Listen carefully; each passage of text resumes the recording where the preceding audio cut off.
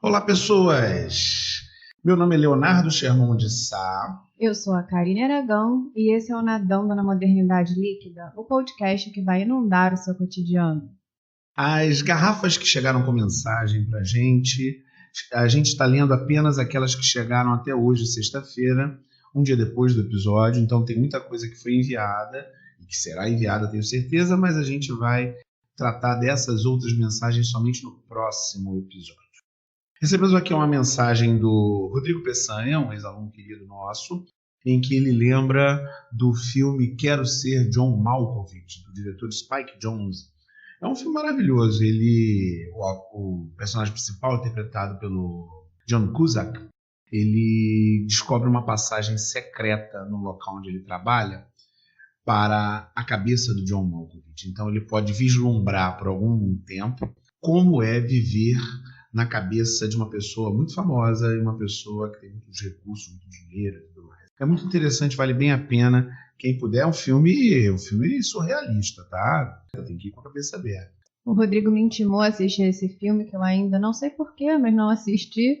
E eu vou fazer isso até o final das férias, prometo. Chegou uma mensagem também da Gabriela Loma, que nos sugeriu um conceito do Freud, o estranho familiar. Eu, como uma amante da psicanálise, já fui lá na Amazon, comprei meu e-book, que agora está com o título O Infamiliar. Obrigada, Gabi. Isso, de repente, vai virar até um episódio no futuro, né? Com certeza. Recebemos também a mensagem do Aurélio sobre a questão do estranhamento. Ele enviou uma tirinha de um personagem que eu amo, Calvin e Haroldo. Eu lembro que numa época em que ainda não havia essas publicações com todas as tirinhas, eu recortava no jornal O Globo para fazer uma coleçãozinha. Olha a identidade geracional aí. Nossa Senhora! E aí essa tirinha que mostra o Calvin e o Haroldo conversando sobre se você pudesse fazer um pedido, o que seria, né? E enquanto o Haroldo pede uma coisa super simples e o Calvin reclama com ele, fala, poxa, você não pode ser tão simples assim, né? Você vê que a gente tem interesses que são muito importantes pra gente e pro outro não quer dizer nada, né? O luxo de um é o lixo do outro. Olha o Aladim aí, quais seriam seus 3 desejos para o gênio da lâmpada? Essa fábula aí é uma fábula espetacular, né? E mexe com aquilo que a gente tem de mais profundo dentro da gente, que são os nossos desejos. Né? Feitos os nossos agradecimentos com o quê de filosofia, vamos mergulhar na proposta de hoje? Vamos mergulhar!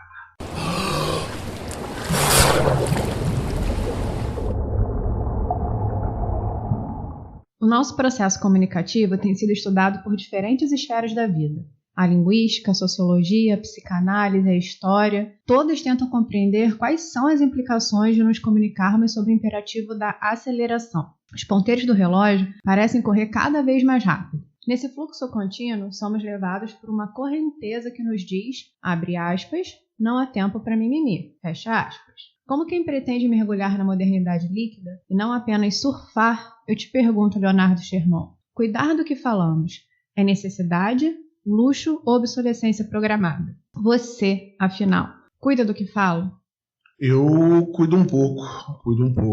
Não cuidava não, mas passei a cuidar. Acho que é importante, não é luxo não. A nossa linguagem tem passado por muitos problemas. Quando a gente vai aprendendo a falar, a gente aprende a falar de maneira dialógica, né? A gente aprende com a nossa família, a gente vai repetindo o que a nossa família diz, o vocabulário da casa vai ser repetido pela criança. E eu fui criado numa época de muito preconceito. Eu lembro de muito novinho ter muita piada racista. Eu tinha piadas homofóbicas, que ainda existem hoje em dia, mas isso era muito mais comum naqueles tempos. Eu nasci em 73, né? Então, lá nos anos 70, nos anos 80, esse vocabulário machista, homofóbico e racista que eu aprendi quando criança, ele ficou na minha forma de expressar, porque não havia nenhuma preocupação nesse sentido. Havia outras preocupações, respeitar os mais velhos, quando alguém está falando você tem que ouvir, não se deve interromper as pessoas. Havia toda uma preocupação sobre as formas de falar, mas não havia uma preocupação com relação a essas questões relacionadas ao preconceito. Nesse sentido, a linguagem também diz que você é filho de uma época. A gente é filho de uma época e de um lugar. Eu lembro de uma colega de trabalho que tinha uma maneira de falar linda. Ela tinha um balanço na fala e um conjunto de expressões que eu nunca ouvi em lugar nenhum. Mas é porque do lugar onde ela foi criada, no interior, Minas Gerais, ela ainda carregava, apesar de muita idade, na época em que eu trabalhava com ela já estava próxima à aposentadoria, ela carregava todas aquelas marcas do local da onde ela veio e da época também. Então eu tenho que cuidar do que eu falo, porque isso acaba magoando as pessoas. Tem um amigo meu que me corrigiu em algo em que eu nem imaginava. Eu estava falando com ele e ele, de repente, falou, neguinho, mas branquinho também. Porque eu estava usando aquela construção. Neguinho só faz isso, neguinho só faz aquilo. Como assim neguinho? Esse meu amigo é um homem muito elegante, uma pessoa muito gentil. Eu sei que só esse ponto de falar já é muito. É porque aquilo estava incomodando muito a ele. Era uma marca racista da minha fala. Então, sim, eu venho cuidando cada vez mais do que eu falo, porque, para começar, ao trabalhar em sala de aula, a gente está falando não para uma pessoa, a gente está falando para um grupo. Um trabalho como esse aqui, a gente está se colocando num ambiente que vai para pessoas que a gente não sabe. Essa nossa fala ela é difusa, ela vai ser ouvida por ouvidos que estão em todos os lugares e todas as suscetibilidades possíveis. Então, sim, a gente tem que cuidar do que a gente fala para viver em sociedade cada vez mais. E aí a gente está passando por um processo, digo a gente, nós como sociedade, a gente está passando por um processo em que pessoas, identidades que não estavam no jogo, que não tinham direito à fala, que não tinham direito a contestar nada, passaram a ter esse direito. Ou melhor, conquistaram o direito de serem incluídas nas formas de fala. E aí a gente vai ter que se adequar para abarcar todo mundo, para abranger todo mundo no discurso público, a gente tem que se controlar. Você cuida do que você fala? Quando eu pego esse tema, eu costumo pensar muito que a gente precisa, é um tema que eu acho que a gente necessita ir lá no fundo do oceano e revolver, porque senão a gente age realmente no automático, como você estava relatando agora, o uso da expressão neguinho. Às vezes a gente pega a linguagem e compara, né, às vezes até instintivamente, a respiração, como se fosse uma coisa automática. Então eu não penso para respirar, muitas vezes eu não penso para falar. E a gente acha que tudo bem você não pensar para falar, porque é quase algo orgânico. A gente esquece que a nossa linguagem ela é carregada de uma visão da sua subjetividade, da sua coletividade, da sua postura social. A linguagem ela é um mecanismo de contar histórias, e não necessariamente histórias literárias, mas de te colocar no mundo, né? De te afirmar no mundo e dizer muito sobre quem você é. Acho necessário que a gente pense sobre essas ferramentas que a gente está usando para construir a nossa história. Inclusive, você colocou um assunto que a gente pontuou no episódio da semana passada, que foi sobre as identidades em ascendência. Então, já que a gente tem um movimento hoje diferente da década de 90, vamos pensar que ferramentas são essas que estão sendo utilizadas, que ferramentas que podem ser utilizadas e quais são aquelas que a gente tem que deixar de lado, justamente por uma revisão da nossa postura social. E eu acho que essa dinâmica de pensar a sua linguagem faz parte de um pacto de civilidade, faz parte de um pacto de coletividade. E aí a linguagem entra nisso como algo que deve ser realmente firmado entre as diferentes subjetividades. É claro que quando eu falo isso, eu estou numa posição muito confortável de quem fez faculdade de letras, por exemplo. Então a minha sugestão aqui, a minha discussão, não é nem que eu acho que todo mundo agora tem que se matricular na faculdade de letras e estudar a etimologia das palavras e entender, por exemplo, não usar a palavra denegrir no sentido de tornar negro como inferior, que está dentro da raiz da construção da palavra. O judiar como fazer sofrer como o judeu sofreu. É claro que, para mim, é muito mais fácil saber que essas palavras têm uma raiz que me levam a rever o uso delas. Mas eu acho que tem pequenas coisas que a gente pode fazer que significam esse cuidado da gente com a linguagem, né? Agora, meu momento tiete. Ano passado, acho que muitos acompanharam, a gente teve a turnê de Sandy Júnior, Nossa História. Ai, meu Deus! Esse touro aqui dentro. É claro que eu fui ao show, né? Maravilha. Enfim. E teve um momento, nem foi no show a que eu assisti, mas que o Júnior disse que não ia cantar por inteiro a música Maria Chiquinha, né, com a qual eles fizeram sucesso na década de 90. O primeiro sucesso deles, né? Foi, acho que sim. E ele disse, de maneira clara no show, Maria Chiquinha hoje faz o que ela quiser, a gente não tá mais na década de 90. E aí muitas pessoas vieram em cima dessa ação dele, dizendo que ele estava de mimimi. Claro, como fã, mas também como quem tem um olhar atual, enxerga essa postura dele não como um mimimi, mas como alguém que cresceu, alguém que está em 2019, 2020, numa época em que se discute feminicídio, que não era discutido na década de 90. Então, no momento que a gente está em outras questões sociais, eu achei essa postura dele válida, e não necessariamente um mimimi. Eu acho que a gente não pode entrar na falácia de dizer que a linguagem é neutra, que a linguagem não carrega estereótipos, porque eu acredito que ela carrega. Um livro de um historiador israelense, Sapiens. Harari. Isso. Noah Harari escreveu esse livro, Sapiens, uma macro-história, né? Grandes arcos temporais, e tenta fazer uma interpretação do desenvolvimento humano desde os primeiros desenvolvimentos dos nossos antepassados mais antigos até chegar à nossa espécie e o desenvolvimento da nossa espécie no campo principalmente cultural. Ele afirma no livro, e o que diferenciou o nosso desenvolvimento para o desenvolvimento dos demais animais é a possibilidade do desenvolvimento cultural. A cultura é o que nos empurrou para frente. Um elemento cultural chave é a linguagem, porque a definição de cultura que ele utiliza, cultura é o pensamento compartilhado. Eu tenho uma ideia, você tem uma ideia, mas no momento em que nós podemos compartilhar a mesma ideia, isso é cultura. Dentro dessa noção de cultura, a linguagem é um elemento fundamental, porque é a linguagem que permite que nós compartilhemos as nossas ideias.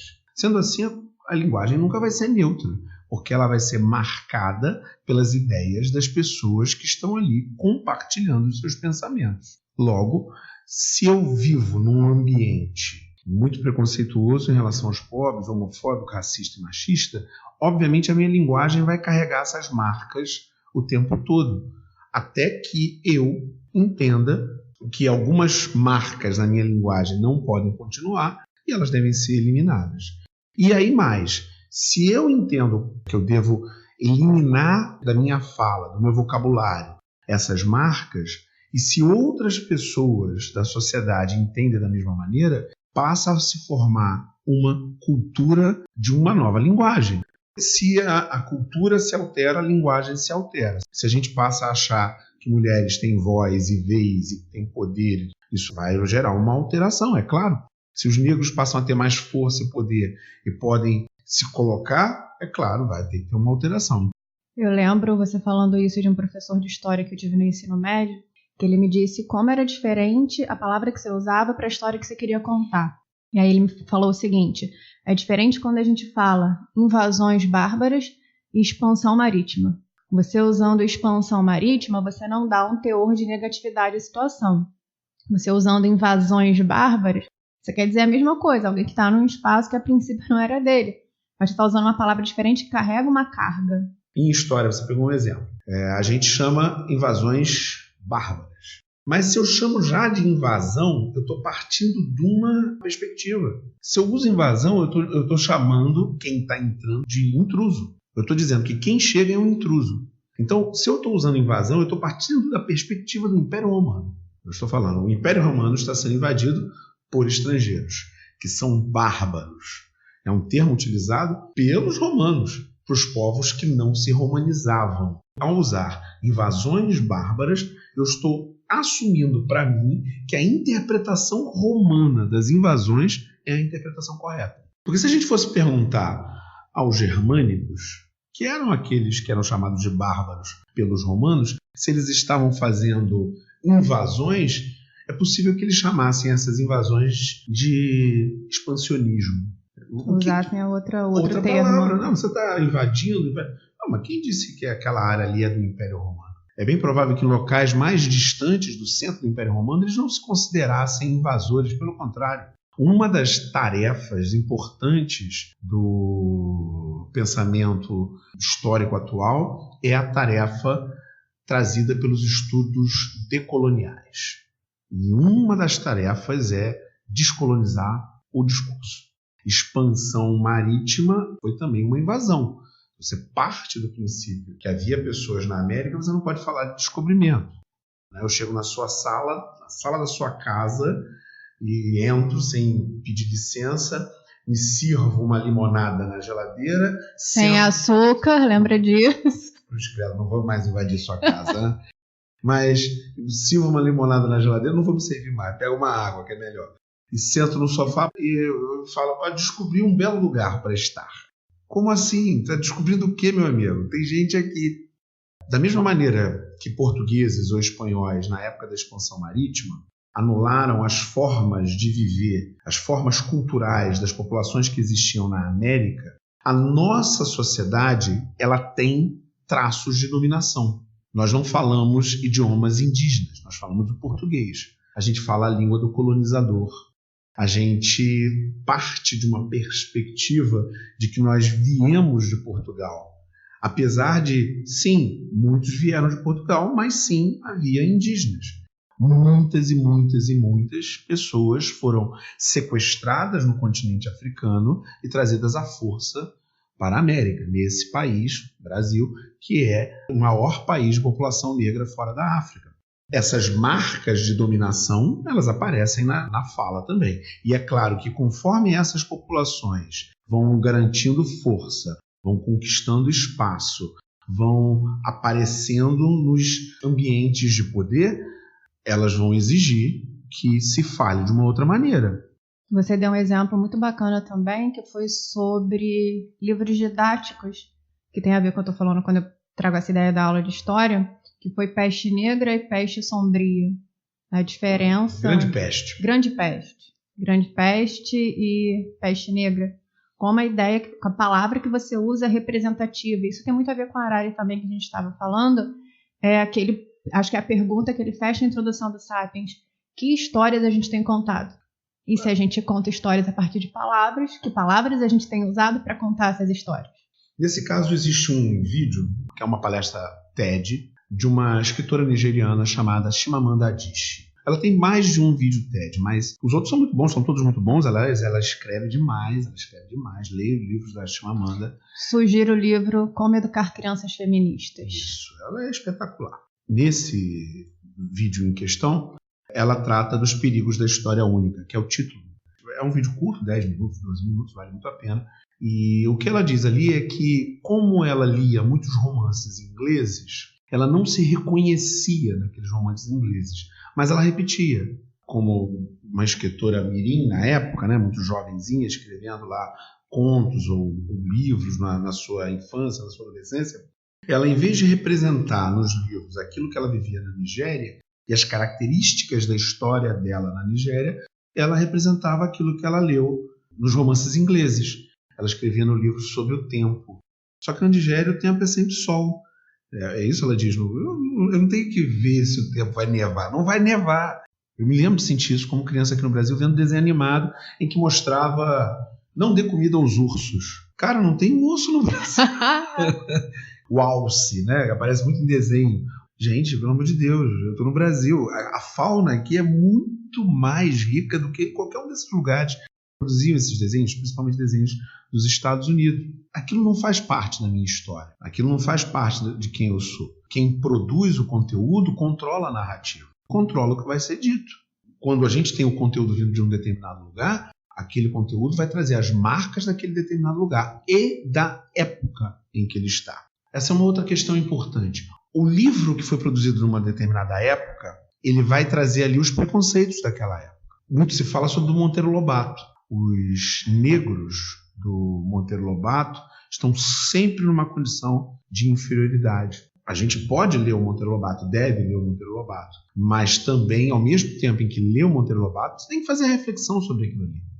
Se eu uso o termo, a expressão peste negra, eu devo usar, porque foi o termo utilizado na época. Mas eu tenho que lembrar que essa associação entre negro e negatividade foi feita por europeus da Idade Média que não tinham contato com a África. Muito provavelmente na África, essa mesma peste teria um outro nome, uma outra forma de ver, porque essa associação entre negro e negatividade é uma associação feita na Europa medieval. E agora, como nós vivemos numa época em que essa discussão, a discussão em torno do preconceito, tem ficado cada vez mais forte, as populações negras têm se empoderado, é lógico que vai haver uma mudança. Na saga Guerra nas Estrelas, quando isso começou, lá nos anos 70, né, nos primeiros filmes, o lado dos Sith na história, são dois lados, né, o lado dos Sith na história era chamado de lado negro da força. Darth Vader, na época, quando tentava atrair alguém, venha para o lado negro. E agora não é mais assim. Mudou para o lado sombrio da força.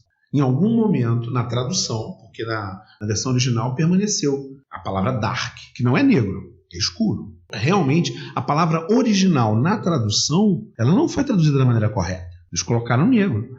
A gente vai ter que lidar com essas mudanças. Agora, chamar isso de mimimi, usar o mimimi, me parece uma forma de desqualificar a discussão. Desqualificar a discussão, e quando você fala tudo isso, me vem à cabeça duas questões relacionadas à palavra, à linguagem de maneira geral. Primeiro, isso que a gente está reafirmando aqui, que a palavra não é neutra, né? A linguagem não é neutra e que ela traz potência.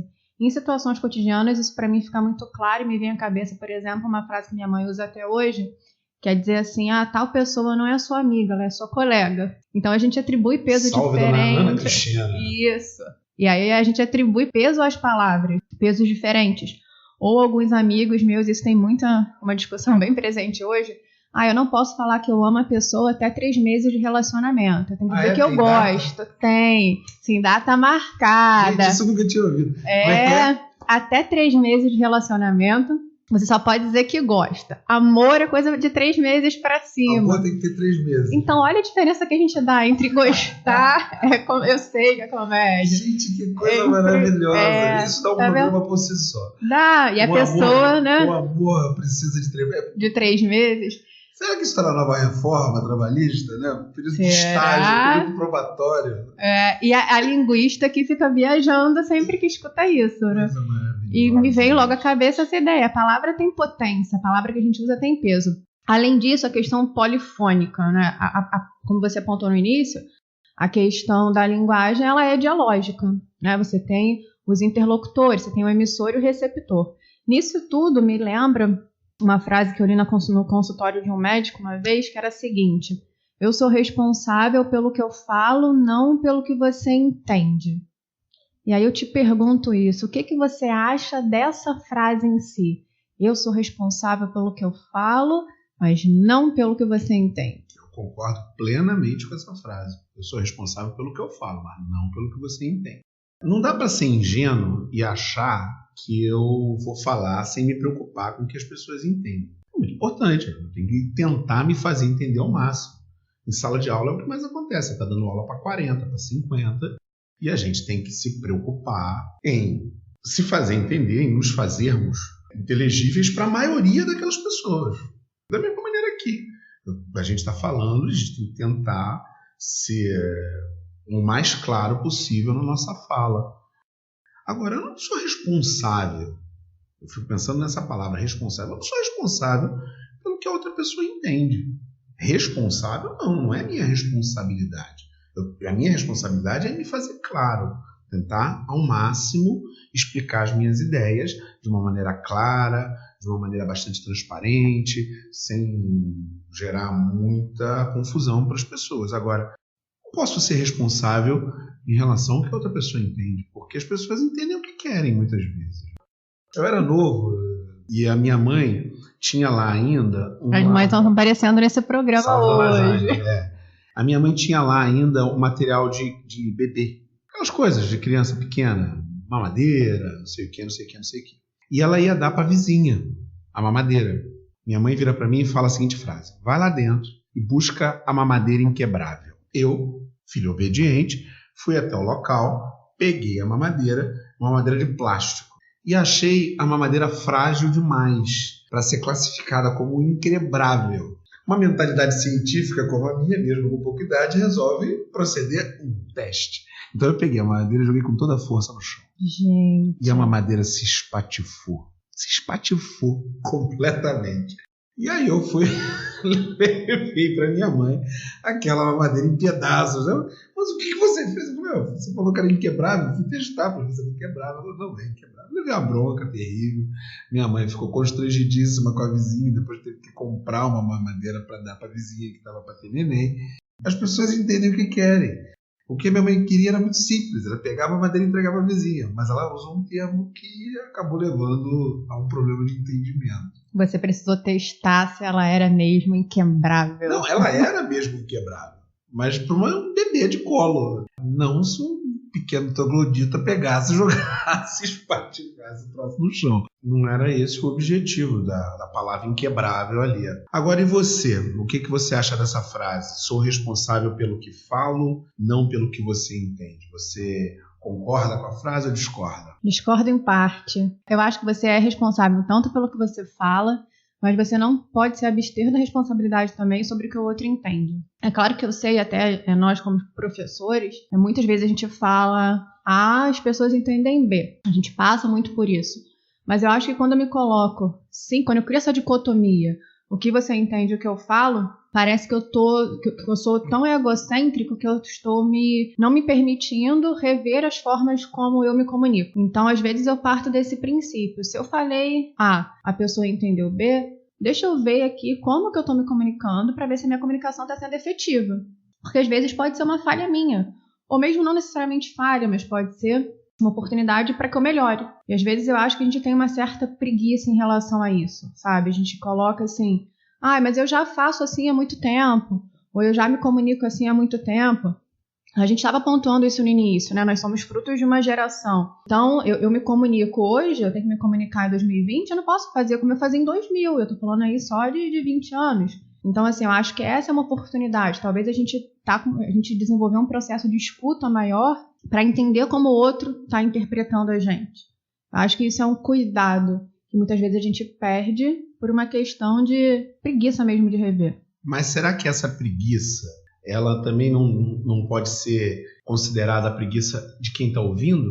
Se por um lado, numa relação de conversa, um diálogo qualquer, o emissor da mensagem tem a obrigação de se fazer entender claramente, por outro lado, quem está recebendo a mensagem também tem que promover esforços no sentido de tentar entender da melhor maneira possível aquilo que está sendo dito. Concordo. E aí eu penso muito que o processo de comunicação ele tem que funcionar de acordo com aquela metáfora do Rubem Alves, jogar tênis ou frescobol. Ele tem uma crônica em que ele diferencia esses dois processos numa questão de vida, né? Ele diz que a gente tem duas escolhas. Ou você convive como quem joga frescobol, que é fazer dar certo, então fazer essa comunicação, esse processo comunicativo dar certo, ou você joga tênis, que é procurando os pontos de vulnerabilidade do outro. Ele bota isso para uma metáfora da nossa vivência. O nome da crônica é Tênis versus Frescobol. Se você está num processo dialógico com alguém que joga frescobol com você, tanto o emissor quanto o receptor vão tentar fazer que o jogo dê certo, mesmo que eles tenham discordâncias, mesmo que eles pensem, talvez interpretem a palavra de uma maneira diferente. Aí sempre que eu falo nessa questão polifônica, me vem o Bakhtin à cabeça com estética da criação verbal, que ele é muito defensor disso. A linguagem é polifônica. Mas você pode querer dar certo o processo comunicativo. Agora, é lógico que você pode estar no processo comunicativo com alguém que queira jogar tênis, que queira procurar lá, que se esforce por entender diferente do que você falou. Aí, querido, tchau, o processo não está funcionando e não tem o que você fazer. Acho que a gente tem essas duas camadas. Tem esse caso que é o caso da má-fé. Total. Mas existe uma outra questão, de ler um livro que você não está preparado para ler. Não sei se você já passou por isso. Eu já passei, muitas vezes. Primeira vez que você entra em contato com uma coisa que é muito além da sua capacidade de entendimento. Às vezes, também pode acontecer no diálogo. A gente conversa com a pessoa, fala sobre um assunto e a pessoa não está preparada para ouvir sobre aquele assunto. Isso a gente faz o tempo todo quando fala com crianças pequenas. A gente diminui, a gente reduz e tenta alcançar o entendimento daquela criança pequena. E às vezes não é possível. E ainda assim, às vezes, alguns assuntos fogem daquela criança. Você está certa, a gente tem um nível de preocupação, responsabilidade que seja, mas, por outro lado, a responsabilidade não é nossa totalmente. Tem uma outra camada nessa discussão que me interessa muito, que parte de um artigo da Mori Weigel chamado Um Álibi para o Autoritarismo. Ela é uma professora de Harvard que escreve em associação com o Instituto Moreira Salles aqui, e ela fala sobre essa questão do politicamente correto. Eu acho que é uma expressão que está tangenciando essa nossa discussão. E ela diz o seguinte, na defesa do artigo dela, que o antipoliticamente correto se tornou uma forma de legitimar a vulgarização do outro. E aí eu te pergunto, o que você acha sobre essa questão, politicamente correto? O politicamente correto tem uma história, né? Uma história curta. O politicamente correto surgiu do jeito que a gente entende hoje, nos anos 90, nos Estados Unidos. Principalmente no mundo universitário. Era uma forma, era uma brincadeira, principalmente em grupos de esquerda, uma brincadeira que servia para diminuir um pouco o dogmatismo existente em alguns círculos da esquerda. Então, quando alguém, em função da sua militância, passava um pouco da conta, o colega dizia exatamente isso: olha, esse seu politicamente correto aí está ultrapassando a conta. Com o passar do tempo, o politicamente correto serviu a grupos preconceituosos, a pessoas preconceituosas, como um salvo-conduto para falar aquilo que não pode mais ser dito. Então nós temos personagens na política e na mídia, no setor de entretenimento, que se coloca no campo daqueles que lutam contra o politicamente correto e, a partir disso, eles se dão uma indulgência para falar todo tipo de barbaridade, todo tipo de ultraje, todo tipo de desrespeito em relação às pessoas. A partir dessa chave, ser antipoliticamente correto, o sujeito se dá o direito de ser homofóbico, de ser racista, de ser machista, de ter ódio de pobre e de se colocar dessa maneira sem sofrer as consequências desse tipo de ato, sem receber a pecha de preconceituoso. Dentro dessa visão, esse pessoal que é antipoliticamente correto estaria acima disso. Olha, não, eu falo o que eu penso, eu sou honesto mesmo. Honesto é uma pinóia, você é mal educado. Falar o que pensa parece que se tornou um valor. É um valor, mas falar o que pensa não é salvo-conduto para usar péssimas maneiras na comunicação, para ser mal educado. Você não pode falar o que você quiser, quando você quiser, sem pensar nas pessoas que estão à sua volta. Mas é isso, né? Você chega para almoçar na casa de alguém, aí a comida está ruim, a comida não está do seu gosto. Aí a pessoa pergunta se está boa. Você pode falar o que você pensa, você pode dizer que você não está gostando tanto, você pode...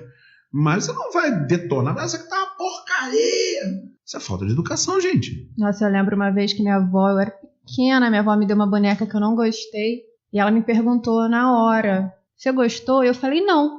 E a minha mãe me deu uma bronca, e eu só me defendia, mas isso eu tinha 5 anos. Você foi honesta. É, mas eu só me defendia assim. Mas mãe, eu fui sincera, eu vou mentir pra minha avó? Olha a cabeça de criança. Mas tem um outro caminho que não é mentira, mas que também não é ser grosseiro, Sim. Ser desajeitado, ser ultrajante. Porque esse pessoal que está aí agora é pior do que isso. Eles fazem isso de má fé. Eles sabem que eles estão sendo preconceituosos. E utilizam esse antipoliticamente correto como se fosse uma vacina. Eu sou antipoliticamente correto, então eu posso falar o que eu quiser. Não. Você é preconceituoso.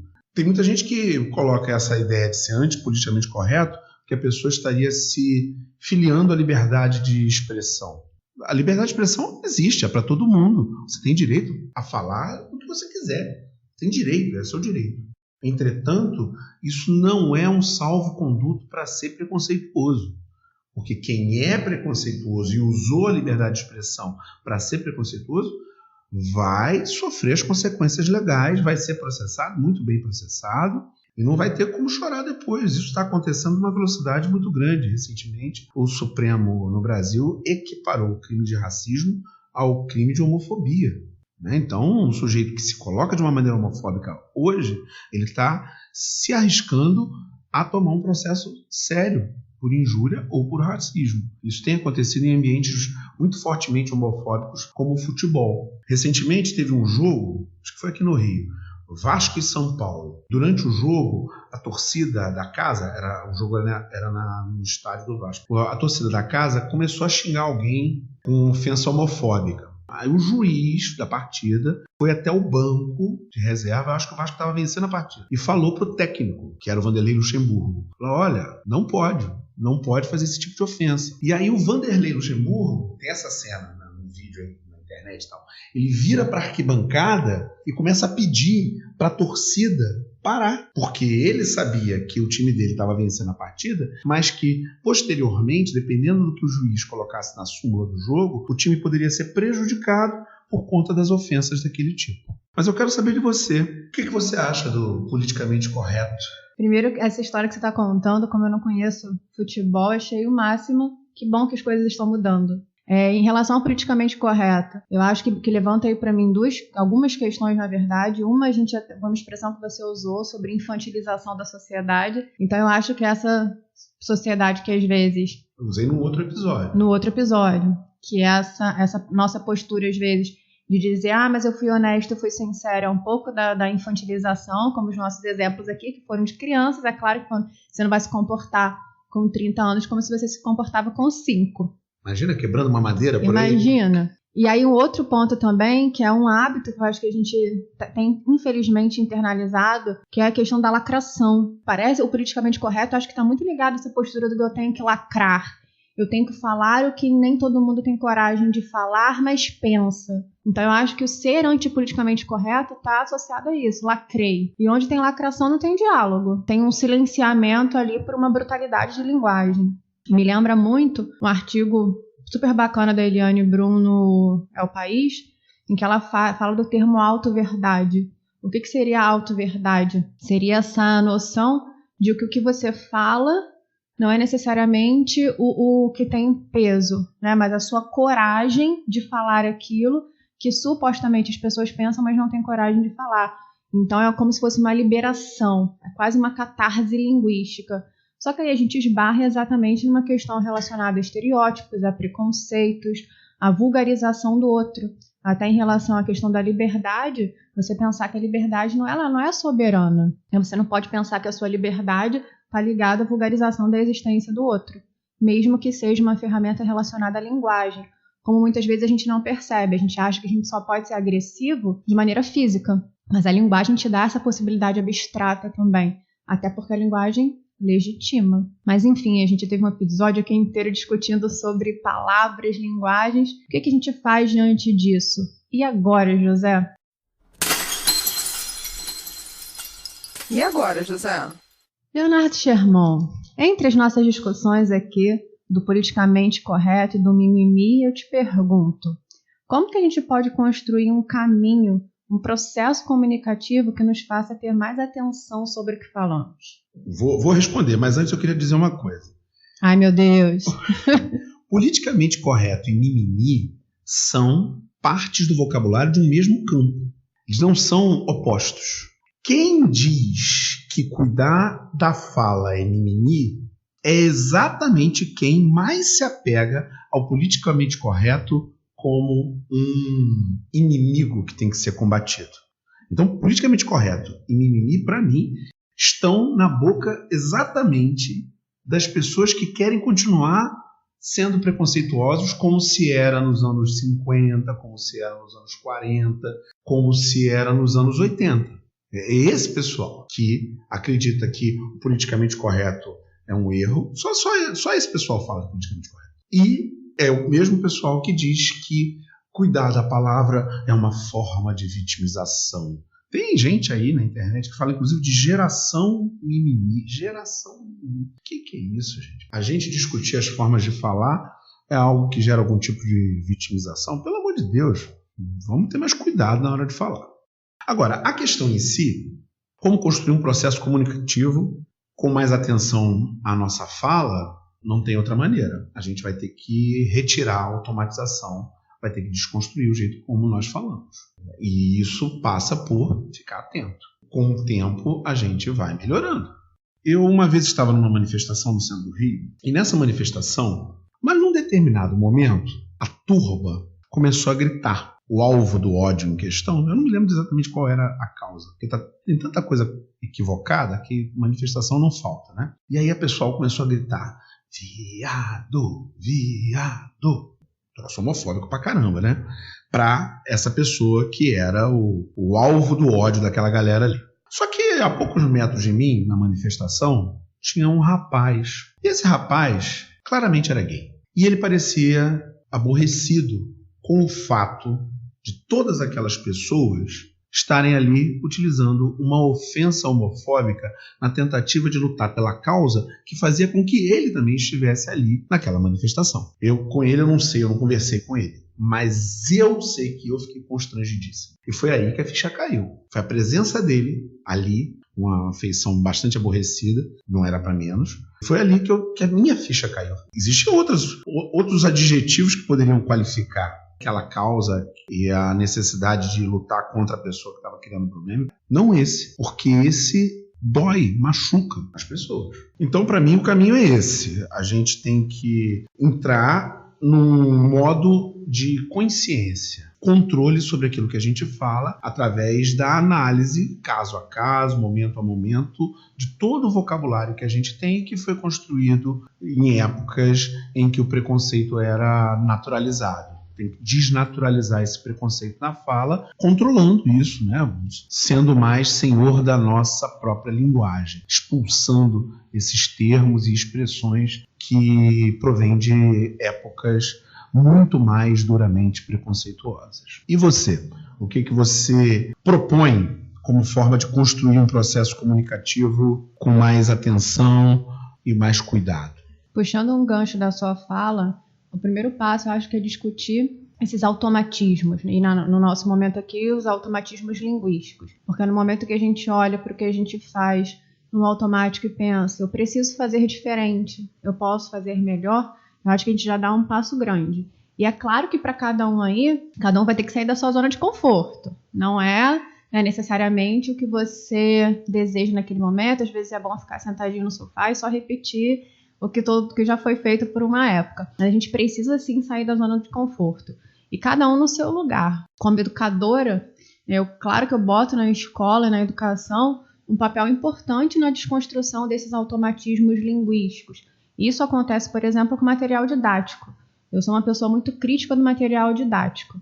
Então, eu não posso me deparar com propagandas, com anúncios publicitários, como às vezes eu me deparo no livro de português, que eu me assusto.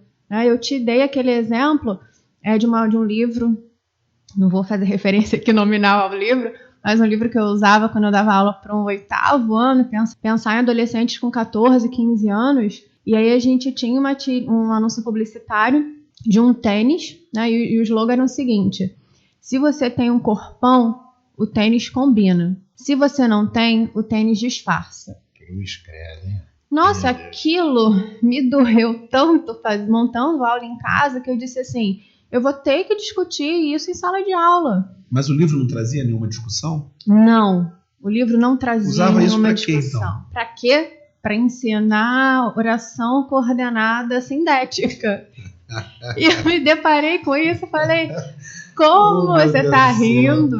Eu falei, como eu vou lidar com uma propaganda dessa em sala que fala sobre um tênis que acompanha um corpão, e se você não tem um corpão, disfarça, e vou ensinar que o mais é a coordenativa, a adversativa? Não dá.